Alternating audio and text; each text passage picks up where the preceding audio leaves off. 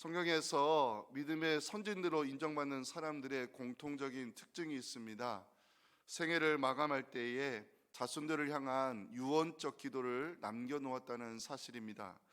노아가 세 아들을 향하여 남긴 그 유언이 창세기 9장 25절부터 27절에 기록이 되어 있는데요, 자세히 보실 필요가 있습니다.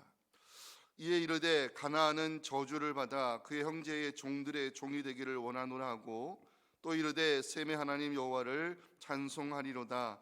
가나안은 셈의 종이 되고 하나님이 야벳을 창대하게 하사 셈의 장막에 거하게 하시고 하나님은 그의 종이 되게 하시기를 원하노라 하였더라.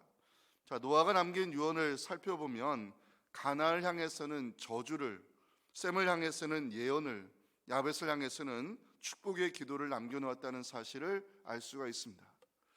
믿음의 선진들이 남긴 유언은 개인적인 기도를 넘어서 선지자의 예언적인 성격을 가지고 있기 때문에 그렇습니다. 대표적인 것이 오늘 우리가 살펴보게 될 야곱의 유언입니다. 오늘 본문 1절 보시면, 창세기 49장 1절 보시면 야곱의 유언이 어떻게 시작하고 있는지 함께 읽어보겠습니다. 시작. 야곱이 그 아들들을 불러 이르되 너희는 모이라. 너희가 후일에 당할 일을 내가 너희에게 이르리라. 야곱이 아들들을 불러 모으는 이유, 후일에 당할 일을 알려주기 위함이었습니다. 야곱이 남기고자 했던 것은 자식들을 위한 아비의 유언이 아니라 자식들을 향한 하나님의 계획이었습니다. 12 아들들을 향해서 남긴 야곱의 유언에는 노아처럼 저주도 있고 예언도 있고 축복도 있습니다. 시므온과 레위를 향해서는 야곱이 저주의 기도를 남겼음을 창세기 49장 5절과 7절은 보여줍니다. 시므온과 레위는 형제요, 그들의 칼은 폭력의 도구로다.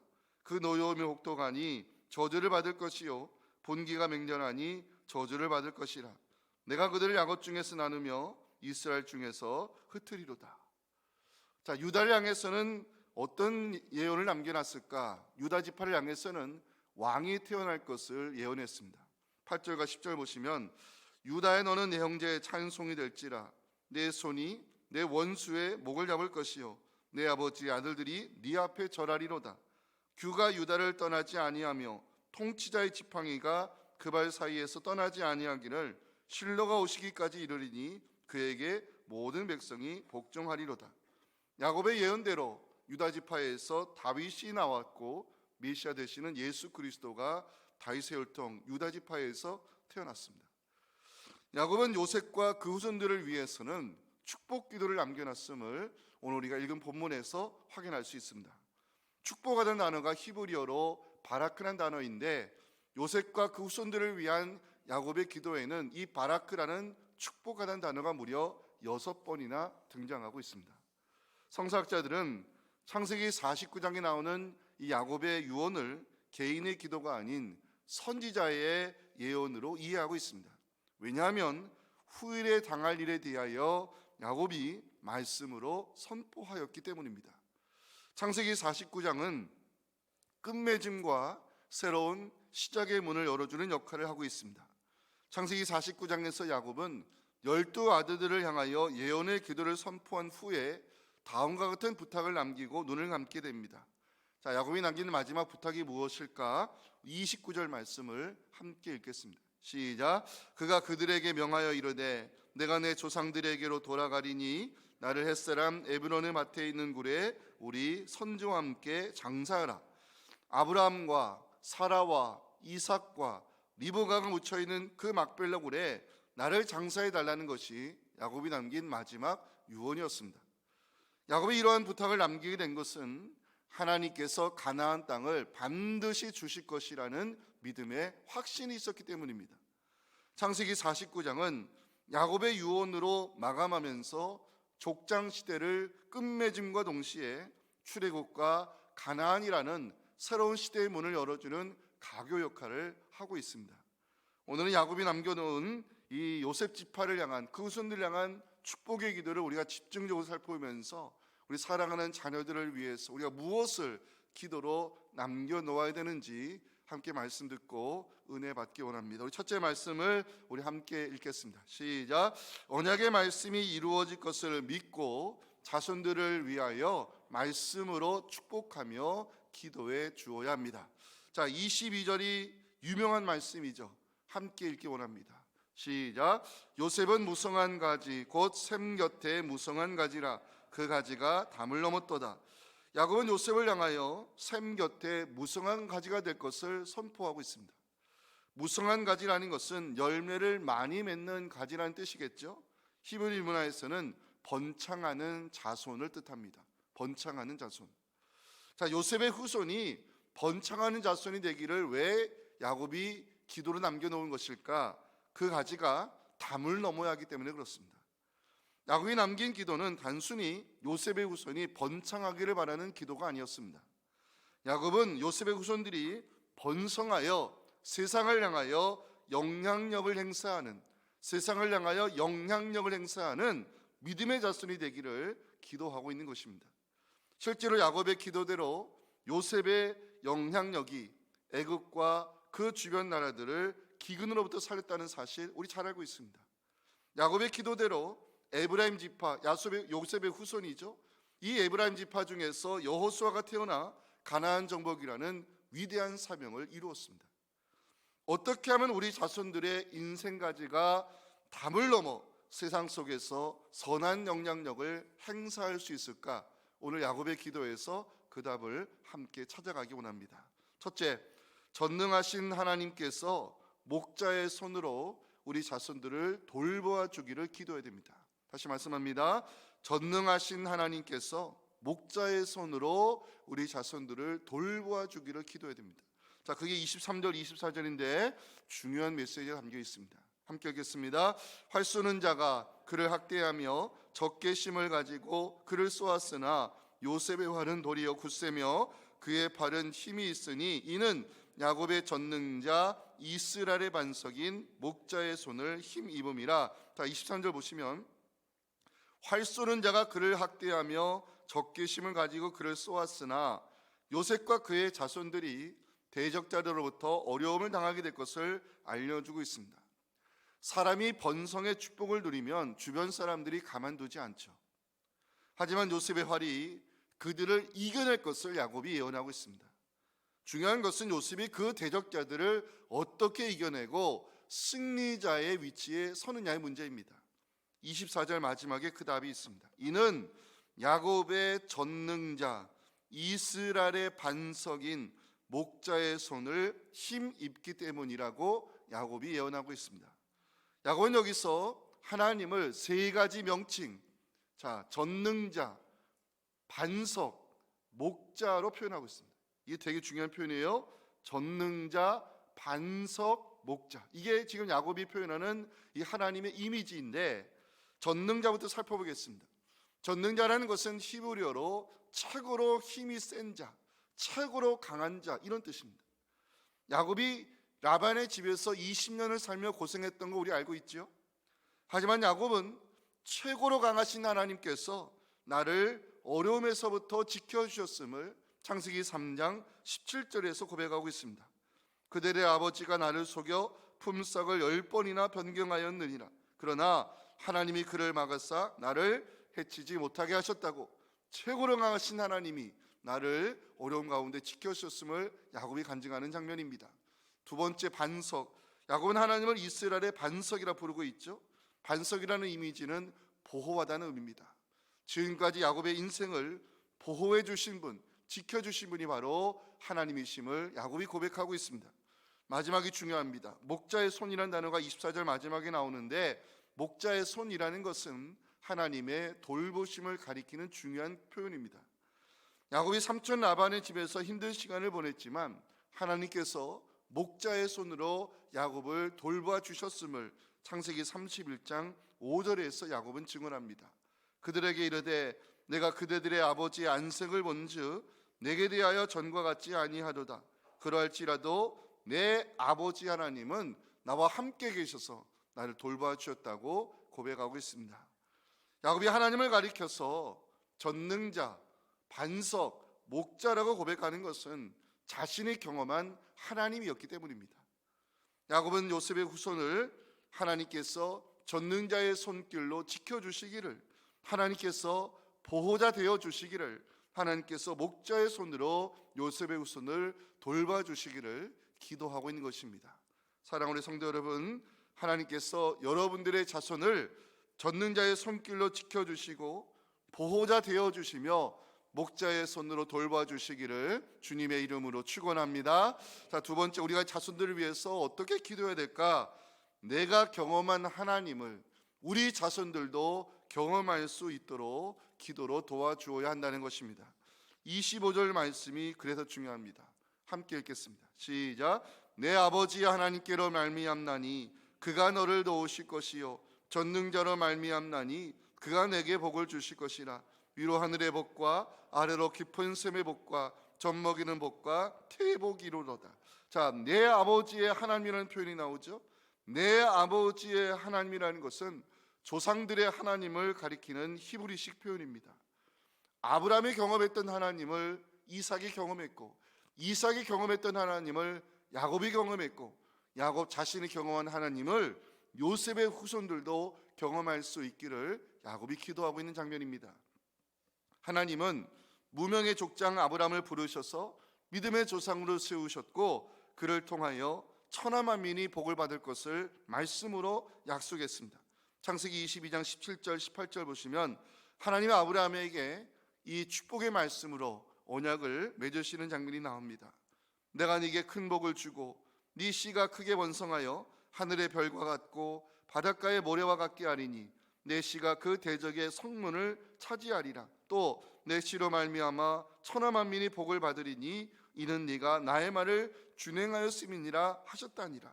아브라함이 경험한 그 축복의 하나님입니다. 또한 하나님은 말씀에 순종하여 약속의 땅을 떠나지 아니했던 이삭에게 복을 주셨고, 이삭을 사람들로부터 여호와께 복받은 자라고 인정받게 하셨습니다. 그 장면이 창세기 26장 29절에 나오지요. 너는 우리를 해하지 말라. 이는 우리가 너를 명하지 아니하고 선한 일만 내게 행하여 네가 평안히 가게 하였음이니라. 이제 너는 여호와께 복을 받은 자니라. 약속의 땅을 떠나지 아니하며 순종함으로 그 자리를 지켰던 이삭을 하나님이 그 땅에서 100배나 축복해 주셨고, 사람들로부터 여호와께 복을 받은 자손이라 인정받게 했던 이삭이 경험한 하나님의 장면입니다. 하나님은 야곱에게 생육하고 번성하는 복을 주셨고, 너의 후손들이 약속의 땅을 차지할 것이라 약속했습니다. 우리 창세기 35장 11절 12절은 같이 한번 읽어봤으면 좋겠습니다. 시작. 하나님이 그에게 이르시되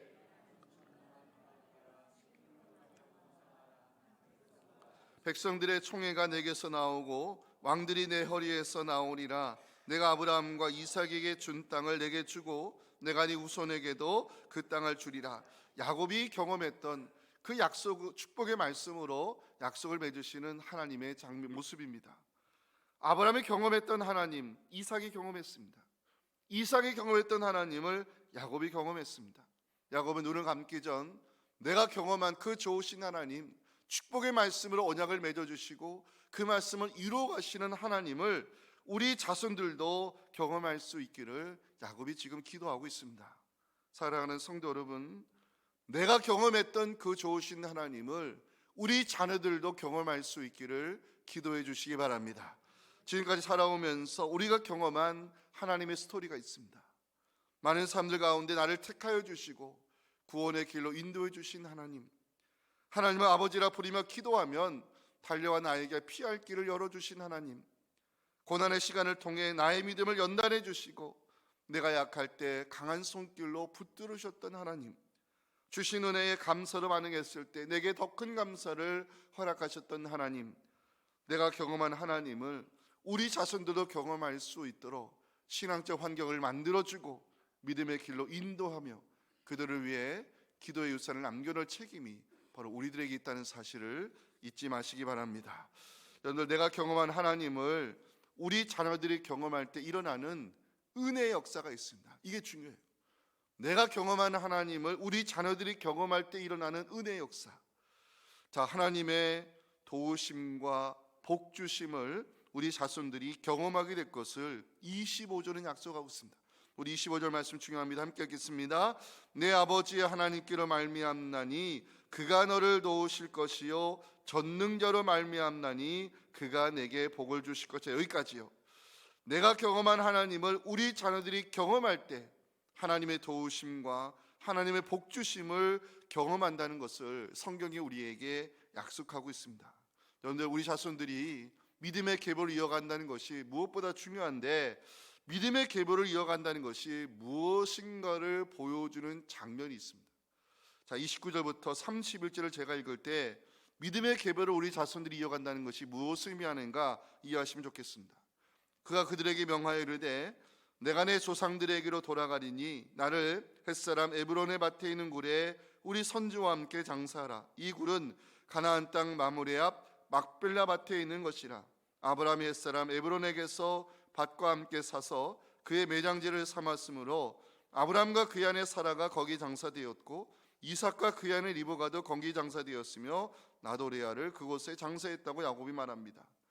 야곱이 지금 무엇을 부탁하고 있습니까? 내가 죽으면 막벨라 굴에 우리 조상들과 함께 묻어달라고 마지막 유언을 남기고 있습니다. 요셉이 애굽의 총리로 있는데 그의 아버지 야곱이 죽으면 애굽에서 가장 좋은 곳에 장사 지내지 않겠습니까? 근데 야곱은 반드시 막벨라 굴에 나를 묻어달라고 유언을 남기고 있습니다. 야곱이 숨을 거두었을 때 그의 후손들이 실제로 야곱을 막벨라 굴에 장사하는 장면이 창세기 50장 12절 13절에 기록이 되어 있습니다. 야곱의 아들들이 그 아버지가 그들에게 명령한 대로 그들을 위해 따라 행하여 그를 가나안 땅으로 메어다가 막벨라 앞 마브레아 막벨라 밭굴에 이 야곱을 장사했습니다. 막벨라 굴이 왜 성경에도 중요한지 아십니까? 막벨라 굴은 믿음의 계보가 이어지는 곳이기 때문에 그렇습니다. 막벨라 굴에는 믿음의 족장애를 부르는 아브라함과 사라, 리브가와 이삭, 그리고 야곱과 레아가 묻혀 있습니다. 야곱이 죽은 후에 나를 막벨라 굴에 장사해 달라고 유언을 남긴 이유가 있습니다. 조상들이 경험한 하나님을 나도 경험하였고 내가 경험한 하나님을 우리 자손들로 경험할 수 있기를 바라는 마음으로 우리 자손들이 대를 이어 이 믿음의 계보를 이어가기를 소망하면서 나를 막벨라 굴에 묻어달라고 부탁을 남기고 있는 것입니다. 사랑하는 성도 여러분, 지금 우리가 품고 있는 자녀들 향한 소원이 무엇이십니까? 그저 자식들이 잘 되고 먹고 사는데 문제가 없다는 것, 이것이 우리의 소원이요 기도 제목입니까? 그런 수준으로 우리가 자녀를 키워서는 안 될 것입니다. 야곱이 품었던 이 거룩한 소원이 우리의 기도 제목이 되기를 간절히 소망합니다. 내가 경험한 하나님을 우리 자녀들도 경험할 수 있도록 기도해 주시기 바랍니다. 우리 자녀들이 살아계신 하나님을 인격적으로 만나서 본인의 입으로 나의 하나님이라 고백할 수 있도록 기도로 도와주시기 바랍니다. 그리할 때 우리 자녀들을 믿음의 계보를 이어갈 때 하나님의 돌보심과 하나님의 인도하심과 하나님의 복주심을 통해서 우리 자신들의 인생가지가 담을 넘어 세상 속에서 거룩한 영향력을 행사할 수 있기를 주님의 이름으로 축복합니다. 자, 마지막 세 번째입니다.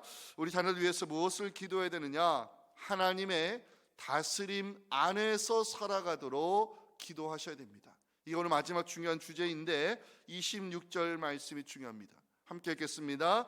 내 아버지의 축복이 내 선조의 축복보다 나아서 영원한 산이 한없음 같이 이 축복이 요셉의 머리로 돌아오며 그 형제 중 뛰어난 자의 정수리로 돌아오리로다. 자, 26절에서 표시해야 될 말씀이 있습니다. 밑줄 그어주세요. 영원한 산이 한없음 같이. 중요한 말씀입니다. 영원한 산이라는 것은 하나님께서 거하시는 거룩한 산을 가리키는 것인데, 영적으로 해석하면 하나님이 다스리는 곳을 의미합니다. 믿음의 자손들이 누릴 수 있는 축복의 범위가 있다는 것입니다. 바로 영원한 산입니다.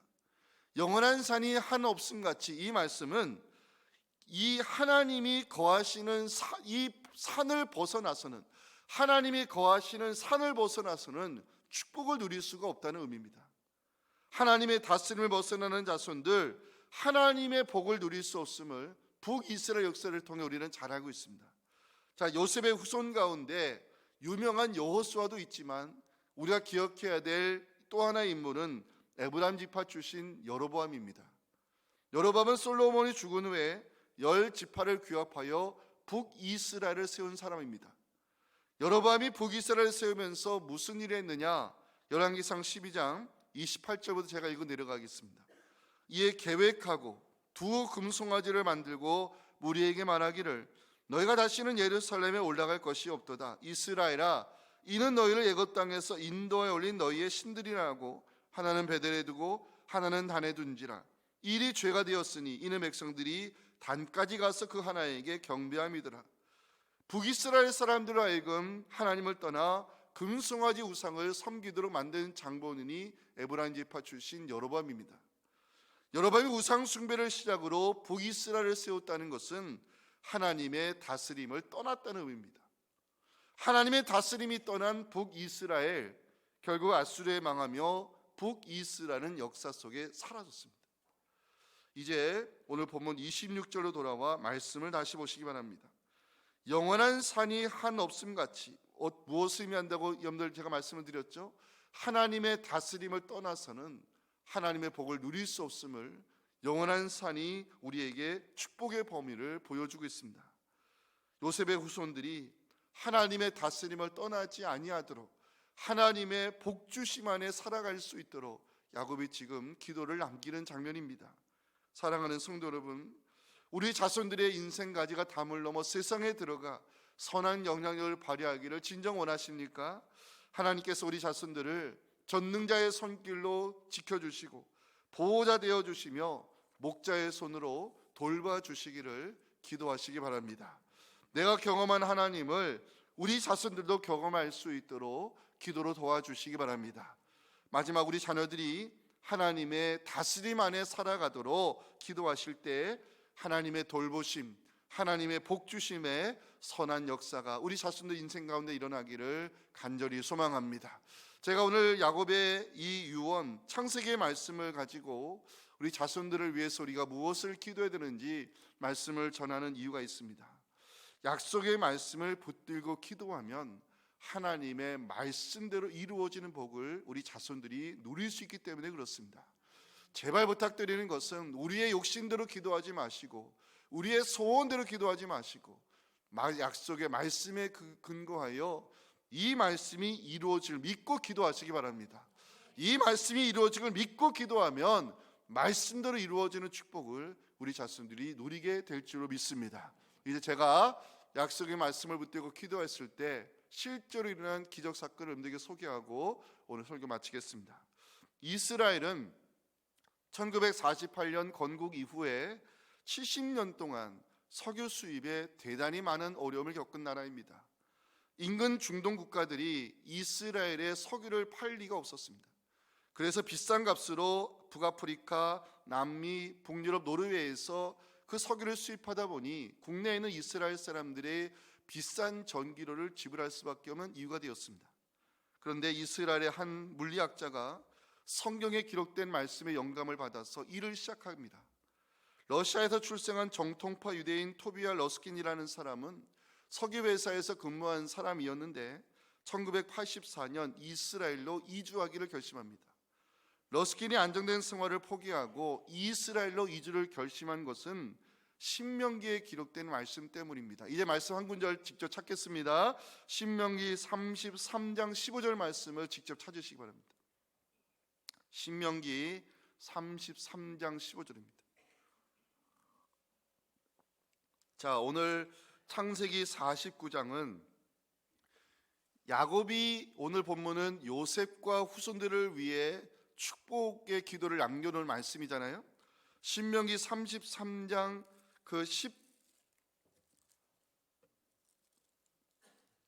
잠시만 저도 찾겠습니다.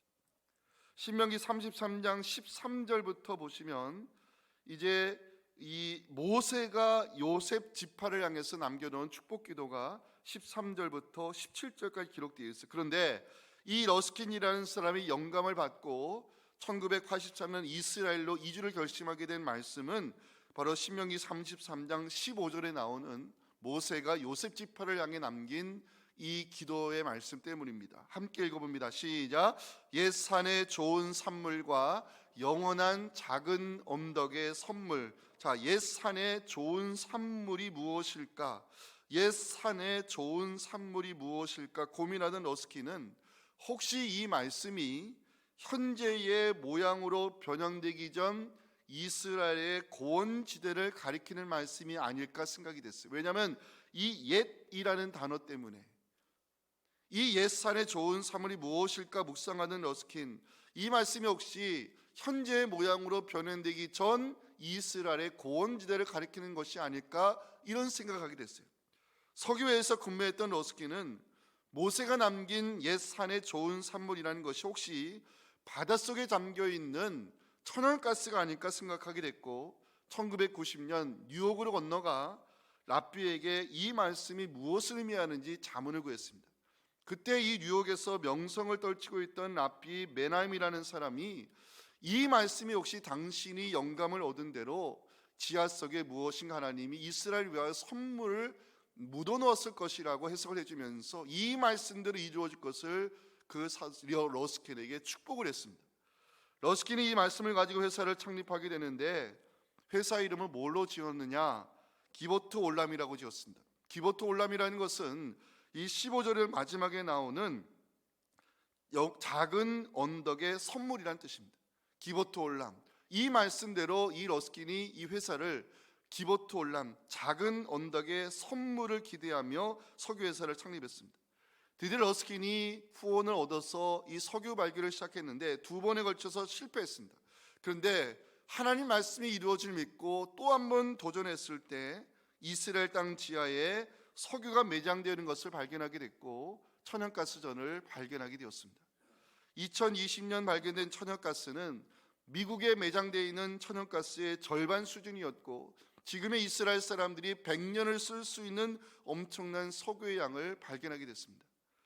러스킨이 이루었던 기적, 모세가 남긴 창세기 33장 15절에 나오는 이 말씀, 옛 산의 좋은 산물, 바로 이 말씀이 이루어질 것을 믿고 도전했을 때 하나님은 그 일을 통해서 이스라엘 땅에 묻어놓았던 옛 땅의 좋은 선물을 이스라엘 모든 민족이 혜택을 누리는 축복의 도구로 사용했던 것입니다. 사랑하는 성도 여러분, 언약의 말씀이 그대로 이루어질 믿고 기도하시면 말씀대로 이루어지는 기적이 우리와 우리 자손들의 생애를 통해 일어난다는 것을 여러분 믿으시면 아멘 하시기 바랍니다. 지금은 우리 구주 예수님의 은혜와 하나님 아버지의 크신 사랑과 성령의 역사하심이 오늘 주신 이 귀한 말씀이 바로 우리 가정에 주신 축복의 말씀임을 믿음으로 받으며 이 귀한 말씀에 의지하여 기도할 때 그 말씀들을 이루시고 성취해 가시는 그 하나님의 놀라운 은혜를 그 자손들과 함께 경험하며 하나님께 감사와 영광 올려드리기 원하는 우리 사랑하는 모든 성도들의 가정과 우리 자녀들의 신앙과 또 내 거룩한 주일 예배와 다음 주에 있을 전교인 나들이 위해 지금부터 영원토록 함께 하시기를 간절히 축원하옵나이다. 아멘.